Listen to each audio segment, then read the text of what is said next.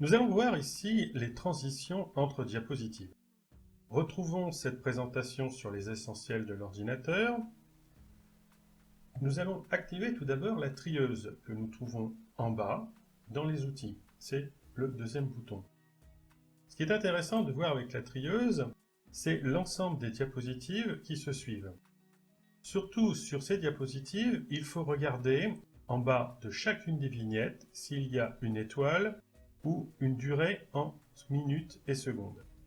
Là, on voit sur la première diapo, il n'y en a pas. Mais c'est la même chose sur l'ensemble des diapositives. Il n'y a ni l'étoile, ni les minutages. Ce qui me prouve qu'il n'y a pour l'instant aucune transition et aucune animation sur l'ensemble des diapositives de cette présentation. Je vais me positionner sur la première diapositive en faisant un double-clic. Je voudrais donner un effet d'apparition de cette diapositive. Pour cela, je vais utiliser le menu Transition pour obtenir le ruban. Et en l'occurrence, dans ce ruban, j'ai ici, au milieu, Transition vers cette diapositive. Je vais donc pouvoir régler un effet. Je vais prendre le premier qui se présente, Morphose. Je clique sur Morphose, il y a un petit aperçu qui me montre ce que cela pourrait donner. Je clique sur Fondu, je clique sur Pousser, c'est beaucoup plus visuel, sur Balayer. Donc, on peut voir qu'on peut choisir différents effets adaptés à cette diapositive. Il y a toute une liste d'effets que nous retrouvons avec le petit bouton qui ouvre la liste. Voilà tous les effets possibles que l'on peut adapter, mais on peut en choisir qu'un seul pour être adapté à cette diapositive. Par contre, chacune des diapositives de la présentation peut avoir sa propre transition.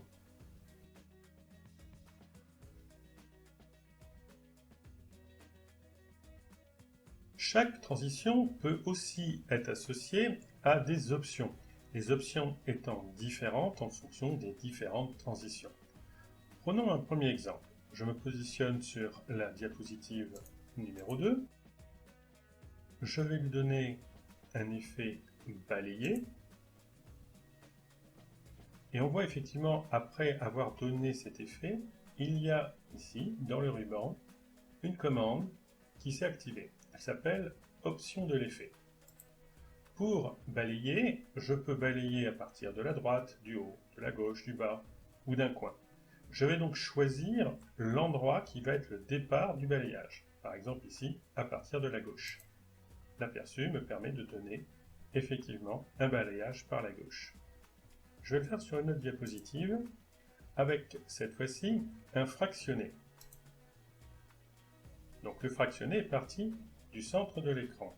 Je vais dans les options de l'effet et cette fois-ci je peux choisir de faire verticalement vers l'avant. Ou alors horizontalement vers l'arrière. Un autre effet. Par exemple, ici, je vais couper. Je prends l'option Transition par le noir. Donc, avant d'amener la deuxième diapositive, il y a un petit écran noir. Je peux le faire sur une autre, comme pousser par exemple. Le pousser par défaut va vers le haut. Je choisis les options en disant je vais faire un pousser en partant de la droite. Donc, la transition par elle-même peut être associée à plusieurs effets, ce qui démultiplie encore plus les possibilités de transition. Un petit dernier, par exemple tout simplement par la galerie. Je donne un effet, cette fois-ci je vais le faire par la gauche. Voilà, tout simplement.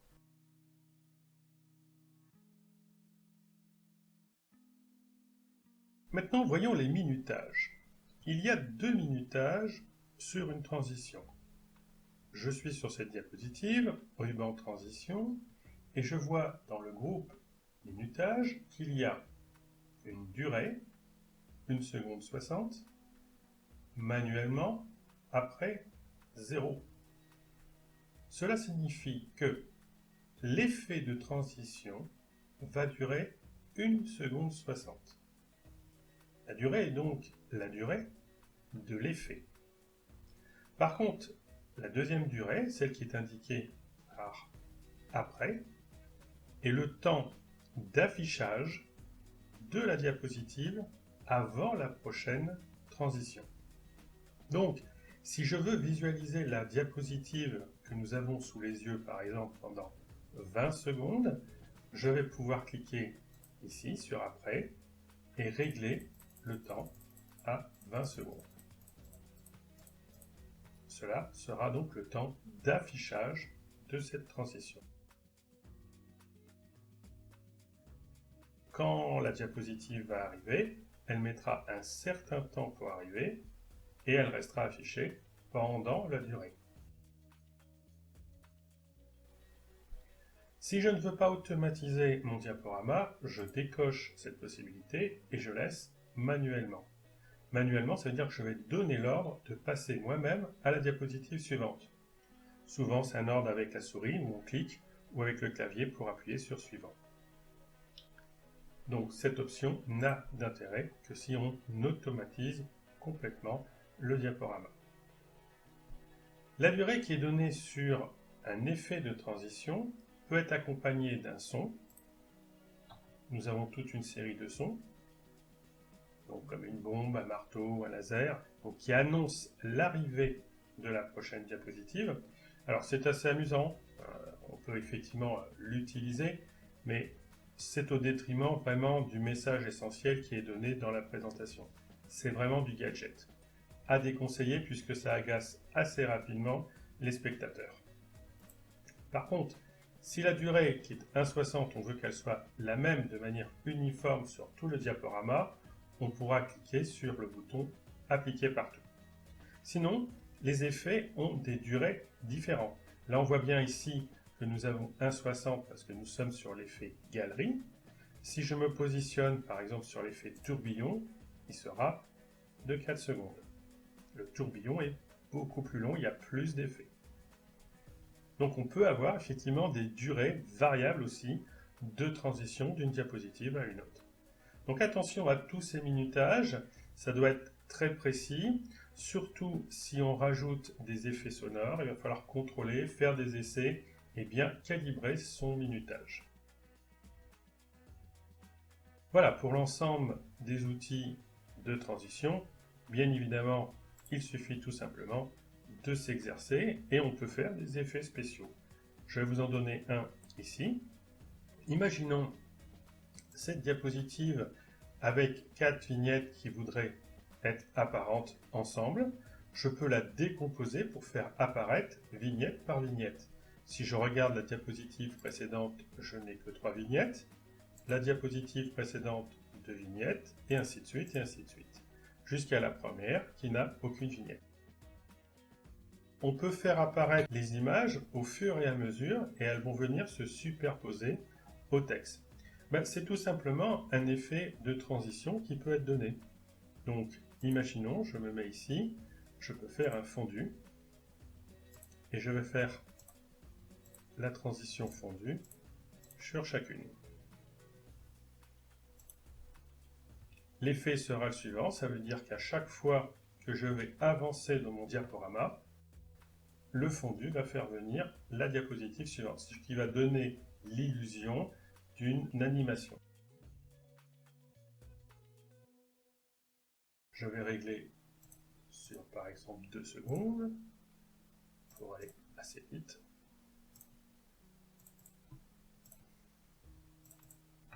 Voilà, faisons un essai. Je me positionne sur la première, je lance le diaporama, j'active, et chaque diapositive va venir remplacer toutes les 2 secondes la suivante, ce qui donne l'impression d'une animation. Donc là, il suffit, pour reprendre l'histoire, simplement, sur la première diapo, on ne met aucune animation. Sur la deuxième, on met un fondu à 2 secondes. La troisième, un fondu à 2 secondes. La suivante, un fondu à 2 secondes. Et la dernière, un fondu à 2 secondes. Et donc on donne l'illusion d'une animation. Je la refais une dernière fois. Donc je clique pour lancer, et les fondus vont s'enchaîner toutes les 2 secondes.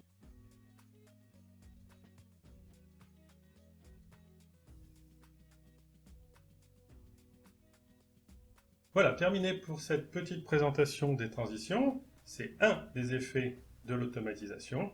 Je vous invite à regarder la vidéo suivante sur les animations.